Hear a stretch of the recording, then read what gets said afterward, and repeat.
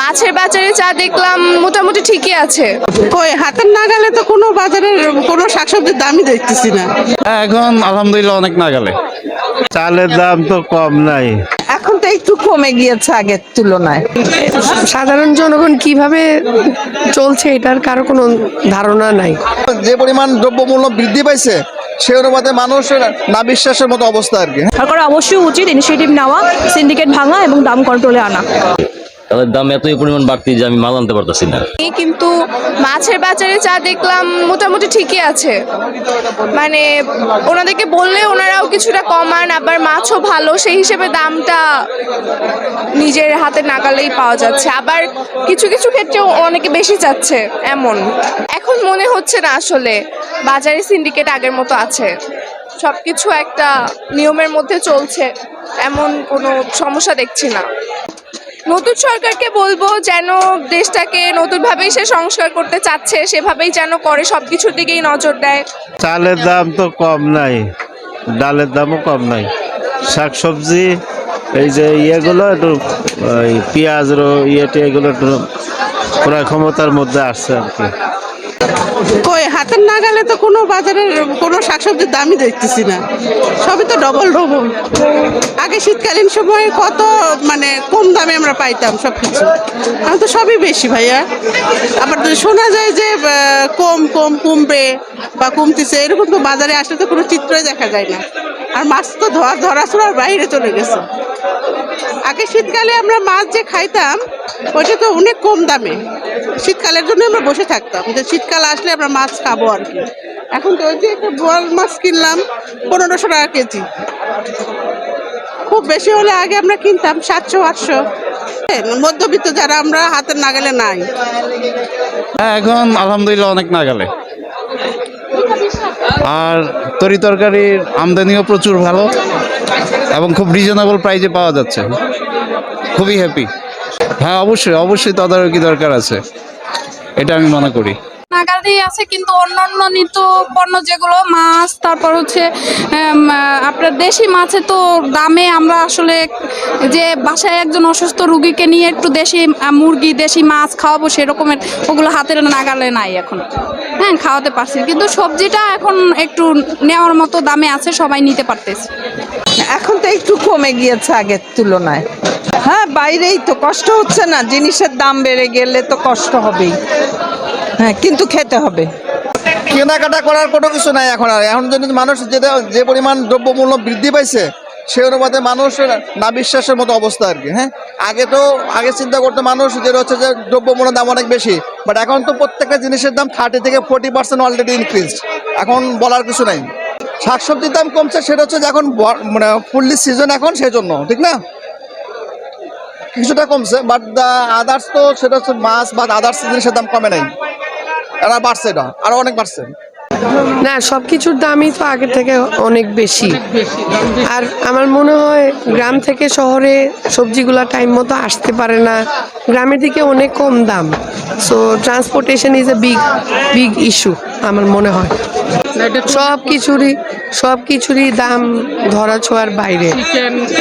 সাধারণ জনগণ কিভাবে চলছে এটার কারো কোনো ধারণা নাই, খুবই ধরা ছোঁয়ার বাইরে। এটা সবাই দেখেও না দেখার ভান করে, এমন একটা অবস্থা। বাংলাদেশে কখনোই বাজারে পরিস্থিতি কখনোই স্থিতিশীল না, সবসময় অস্থিতিশীল। আমার মনে হয় যে গ্রাম থেকে শহরে কিভাবে জরুরি ভিত্তিতে এই টাইপের সবজিগুলা বা মানে হ্যাঁ কোনো ধরনের চাঁদাবাজি না হয়, সহজেই যাতে গ্রাম থেকে এখানে আসতে পারে, গ্রামের মানুষগুলোও তাহলে এই ব্যবসাতে জড়িত হয়ে তাদেরও অর্থনৈতিক সুবিধা হবে, আবার আমরা যারা শহরে থাকি আমাদেরও সুবিধা হবে। কিছুদিন আগেও বেশ দাম ছিল, আমার মনে হয় আজকে আমি বাজার ঘুরে দেখে আসলাম, আমার মনে হয় কিছুটা সহনীয়। গত সপ্তাহে আমি অনেক দামে কিনেছি এবং আমার মনে হয় আরো একটু কমলে আরো ভালো হয়। আমাদের সাধারণ পাবলিক আমরা যারা আছি আমাদের জন্য একটু কষ্ট হয়ে যায়, আরেকটু যদি কম হয় আমার মনে হয় সেটা সবার জন্য একটু ভালো হয়। হ্যাঁ চালের দাম অনেক বেশি। হ্যাঁ চালের দাম মনে করেন আমরা এখন যে শীতকাল, প্রচন্ড শীত, এই শীতে বিশেষ করে উত্তরবঙ্গে যারা আছে বা আমরা যারা নিম্ন মধ্যবিত্ত পরিবারের আছে, আমাদের পক্ষে এত ভালো চাল খাওয়া সম্ভব হয় না। কেজিতে আমার মনে হয় কমপক্ষে 5 টাকা 6 টাকা এরকম কমলেও কিছুটা সহনীয় হয়, কিন্তু চালের বাজার অনেকটাই দাম এবং তেলও অনেক দাম। চাল, তেল, চিনি। সামনে রমজান মাস, আমরা আশা করব যেন আমাদের সহনীয় পর্যায়ে হয়, আমরা যেন চলাফেরা সহনীয় হয়, সেই ব্যবস্থা যেন সরকার কর্তৃপক্ষ করেন। ভাই কি বলবো, মাছের যে পরিমাণ দাম, খাওয়ার কোনো ভালো দেখতেছি না। অনেক দাম, শাক সবজি সবই দাম ভাই, মানে সবকিছুর দাম বেশি। বুঝতেছে না কি, মানে গরিবের পেটে লাগতেছে আর উষ্টা তার কোনো কিছুই নাই। আমার মনে হচ্ছে আগের তুলনায় দাম কিছুটা কমেছে, কিন্তু এখনো পুরোপুরি নাগালের মধ্যে আসেনি আসলে। হয়তো ভরা সিজন, ভরা মৌসুম, এই জন্য কিছুটা কন্ট্রোলে এসছে, বাট আমি মনে করছি না যে মানুষের ক্রয়ের মানে সামর্থ্যের ভিতরে এটা এখনো আসতে পেরেছে। আমি আসলে বিশ্বাস করতাম যে হয়তো গভর্নমেন্ট চেঞ্জ হওয়ার পরে আমাদের সিন্ডিকেটটা ভাঙবে বা আমরা দাম কন্ট্রোলে আনতে পারবো, কিন্তু এখন পর্যন্ত আমি আসলে সেরকম কোনো কিছু দেখতে পাচ্ছি না। তবে সরকারের অবশ্যই উচিত ইনিশিয়েটিভ নেওয়া, সিন্ডিকেট ভাঙা এবং দাম কন্ট্রোলে আনা। অবশ্যই এটা রেগুলার মনিটরিং তো অবশ্যই সময় দরকার, এবং এখন এটা সুযোগ আছে বলে আমি বিশ্বাস করি। কারণ যেহেতু কোনো ওই সেন্সে কোনো সরকার মানে যেটাকে বলে দলীয় গঠন, সেটা যেহেতু এখন নাই, তাহলে আমি মনে করছি যে এটা মনিটরিংটা এখন আমাদের জন্য খুবই সহজ হতো যদি আমরা চাই তাহলে। চালের দাম ভাই কমার সম্ভাবনা ওইরকম ভাবে নাই, কারণ সেই বৈশাখ মাসে আসলে নতুন চাল আসবে, তো তার আগ পর্যন্ত নতুন চালের আসার কোনো সম্ভাবনা নাই। নতুন চাল আসলে বেসিক্যালি মূলত দামটা একটু কমে। হ্যাঁ, আর এখন ধানের সংকট, আপনার বিগত 3 মাস আগে যে বন্যাটা হয়েছে, বন্যার কারণে ব্যাপক ধানের ক্ষতি হয়েছে, মিলাররা ধান পাইতেছে না। হ্যাঁ, তাই নতুন চালের ওরকম উৎপাদন নাই, আর আগামী বৈশাখ মাসের জন্য আমাদের অপেক্ষা করা লাগবে। চালের দাম এতই পরিমাণ বাড়তি যে আমি মাল আনতে পারতেছি না। আগে 2 লাখ টাকায় যে পরিমাণ মাল আনতাম, এখন 2.5 লাখ টাকায়ও আমি সেই মাল আনতে পারতেছি না।